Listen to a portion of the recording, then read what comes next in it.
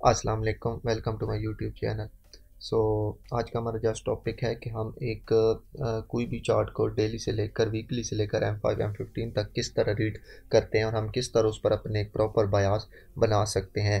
तो आज की वीडियो में आपको सबसे ईजीएस्ट वे बताऊंगा आईसीटी को यूज़ करते हुए कि हम किस तरह सबसे इजीली डेली ट्रेडिंग कर सकते हैं। तो इस वीडियो को एंड तक देखें ताकि आपको इसकी क्लियर समझ आ सके।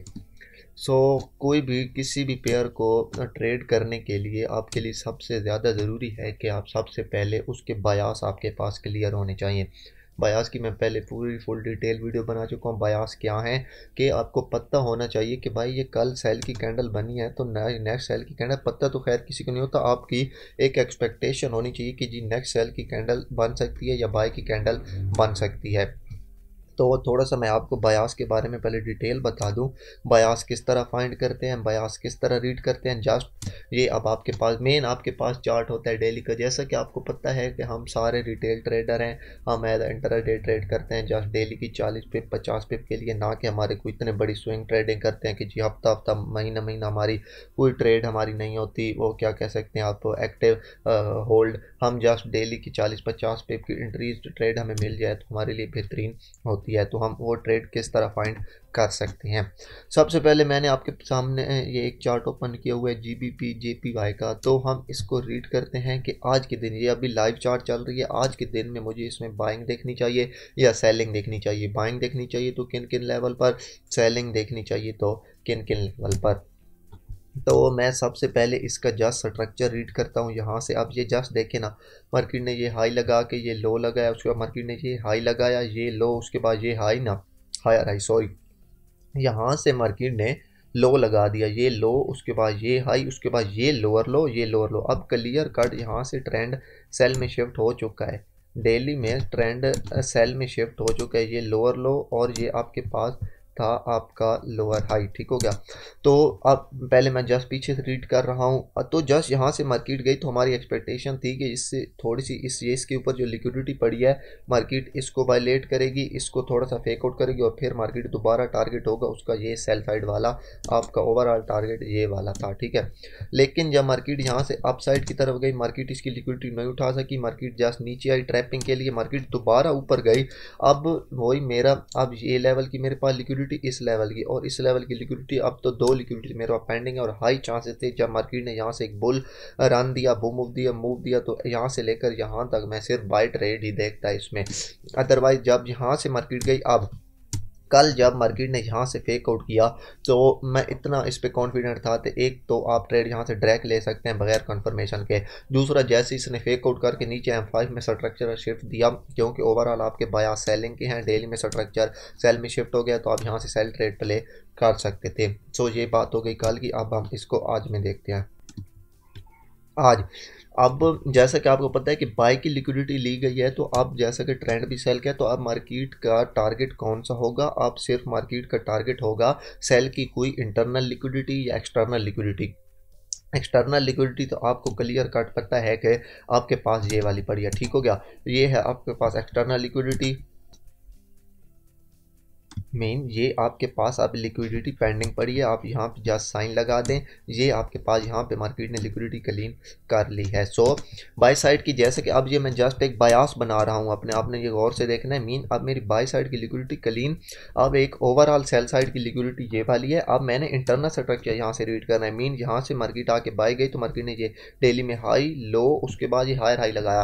तो डेली में मेरे पास डेली की लाइन को मैं जस्ट ब्लैक लाइन से प्रीफर कर रहा हूँ। आप हमेशा लाइन का कलर चेंज रखा करें ताकि आप कंफ्यूज ना हो कि ये किस का लेवल है। ये जस्ट मेरे पास एक डेली का लेवल मेरे पास यहाँ पे आ गया कि अब यहाँ तक मैं ये जो लेवल है यहाँ तक M5 M15 में मार्केट को सेल ही देखूंगा। सो ये आपके पास डेली का एक तकरीबन आपके पास बायास क्लियर हो गया। इसके बाद हम चलते हैं जस्ट H4 में। H4 में आप देखें ये वो आपके पास ब्लैक लाइन है, ये मीन कि आपके पास डेली का लेवल है। आप ये देखें H4 में मार्केट ने इसको क्लियर कट ये फेक आउट किया। अब H4 में आप रीड करें इसको तो H4 में मार्केट ये हाई और ये लो, उसके बाद ये हायर हाई और ये हायर लो लगाया, ये देखें। तो अब और उसके बाद ये हाई है, ठीक है। तो अब H4 में ये लिक्विडिटी थी ना आपके पास, H4 को मैं जस्ट प्रीफर करूंगा आपके पास ब्लू लाइन के साथ, ठीक है। तो ये अब आपके पास यहाँ से जब मार्केट वापस आई तो पहला आपका एरिया कौन सा होना चाहिए, टेक प्रॉफिट। आपने अगर यहाँ से ट्रेड पे ले ली तो H4 के लिक्विडिटी एरिया है, ये है कि यहाँ से लिक्विडिटी लेके H4 की मार्केट थोड़ा सा अप मूव करेगी। आज जाना उसने डेली के लेवल तक ही है, लेकिन हो सकता है H4 की लिक्विडिटी लेके मार्केट थोड़ा सा अप जाए। सो अब ये आपके पास H4 की एक लिक्विडिटी क्लीन हो चुकी है, तो आप एक्सपेक्टेशन रखें कि थोड़ी सी मार्केट यहाँ से अप जाएगी। ये नहीं कि ये मार्केट का सेलिंग का लेवल है तो मार्केट इधर से सेल होगी और इधर तक सेल होती रहेगी, नहीं। मार्केट दरम्यान में करेक्शन करती है, मार्केट दरम्यान में मूव्स देती है, मार्केट दरम्यान में इस तरह कंसोलिडेशन करती रहती है। सो अब मेरे पास ये आपके पास देख सकते हैं, आपके पास ये एक प्रॉपर FVG है H4 की, ठीक हो गया। ये आपके पास FVG है H4 की, आप इसको जस्ट मार्क करके रखें। इसके अलावा आप ये देखें मार्केट ने H4 का आप इंटरनल स्ट्रक्चर यहाँ से रीड करें, ये लो और ये हाई और ये अभी तक ये लो और लो नहीं हो, तो ये इंटरनल स्ट्रक्चर की लिक्विडिटी, ये जो लास्ट हाई है ना, ये जो लास्ट वीक है, इससे ऊपर लिक्विडिटी पड़ी है। सो लिक्विडिटी को शायद मार्केट पिक करे और ये हो सकता है 50% इम्बैलेंस को फिल करे, फेयर वैल्यू गैप को, एंड मार्केट दोबारा आपको एक हाई मोमेंटम सेलिंग दे दे। सो अब आपके लिए H4 में नेक्स्ट लेवल कौन सा है, आपके पास ये देखें, ये और ये तकरीबन इक्वल लो हैं, ये इसकी विक और इसकी विक तकरीबन इक्वल लो हैं। आप इसको भी मार्क करके रख दें कि आपके पास इसके नीचे भी लिक्विडिटी पड़ी है। सो दो लिक्विडिटी हो गई आपके सेल साइड की तरफ, एक डेली की और दूसरी H4 की। ये लॉन्ग टर्म की आपके पास है, ये आपके पास जस्ट शॉर्ट टर्म डेली की, और ये आपके पास H4 की मीन। अगर आप यहाँ कहीं से भी ट्रेड प्ले करते हैं तो आपका नेक्स्ट टारगेट लेवल ये वाला होना चाहिए।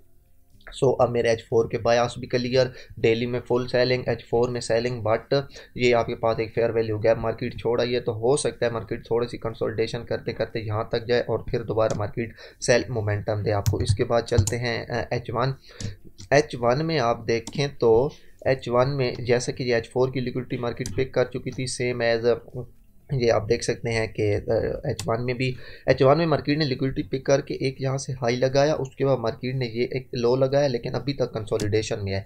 अब H1 को मैं जस्ट रेड कैंडल से मार्क करूँगा, ये आप मार्क कर सकते हैं H1, ये जस्ट आप यहाँ से इसको मार्क कर लें।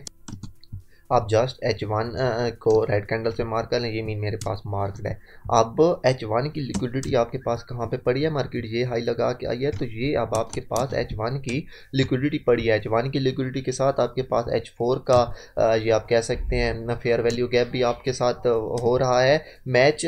दूसरा आपके पास ये इसके पास लिक्विडिटी पड़ी है, तो अब हाई चांसेस हैं, दो लेवल आपके पास मैच हो गए। हो सकता है मार्केट यहाँ से जब बाय जाए, या फिर ऐसे हो सकता है कि मार्केट जस्ट ये सेल की थोड़ी सी ये H4 की लिक्विडिटी ले, ये जो आप इसने दो लेवल बनाए, ये H1 की ये और ये इसकी जस्ट लिक्विडिटी ले, मार्केट यहाँ से बाय जाए, बाय में वो इसकी लिक्विडिटी ले, H1 की भी H4 की भी, जस्ट वो H4 के फेयर वैल्यू गैप में जाए और फिर दोबारा आपको एक हैवी मोमेंटम दे सेल की तरफ। दूसरा ये आप यहाँ से लेकर जहाँ तक H1 का भी फेयर वैल्यू गैप मार्क कर लें, यानी कि ये आपके पास H1 का फेयर वैल्यू गैप है। इसके अलावा आप देखें यहाँ पे आपके पास ब्रेकर ब्लॉक पड़ा है। ब्रेकर ब्लॉक कौन सा है, ये आप देखें, ये आपके पास एक कैंडल थी जहाँ से हाई एक्सपेक्टेशन थी कि मार्केट दोबारा बाई की तरफ जाएगी। सो जस्ट आप ये ब्रेकर ब्लॉक को भी मार्क कर लें, मीन ये आपके पास H1 का ब्रेकर ब्लॉक था कि यहाँ से ला के मार्केट बाई जाएगी, लेकिन मार्केट ने इस ये समझो कि ऑर्डर ब्लॉक था, अब ये आपके पास एज ब्रेकर ब्लॉक काम करेगा। सो आपके पास ये फेयर वैल्यू गैप, आपके पास H1 की यहाँ से ऊपर लिक्विडिटी,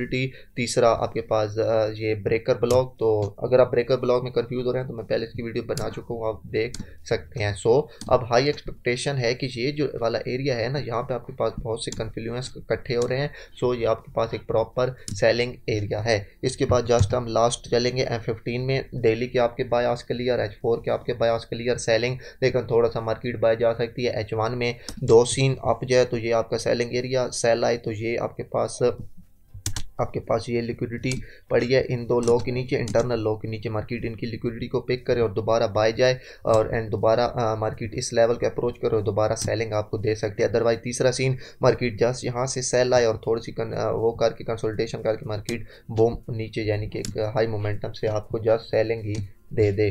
नेक्स्ट हम चलते हैं M15 पे।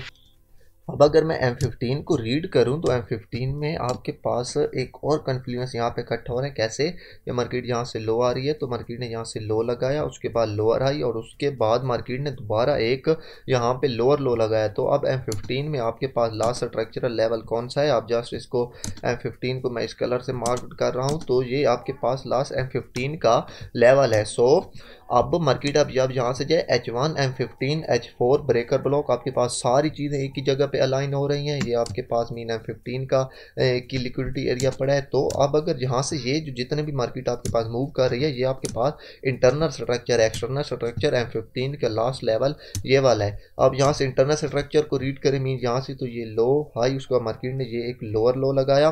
तो M15 का भी अगर M15 की भी इंटरनल स्ट्रक्चर की भी लास्ट लिक्विडिटी पड़ी है तो वो इस लेवल के ऊपर पड़ी है।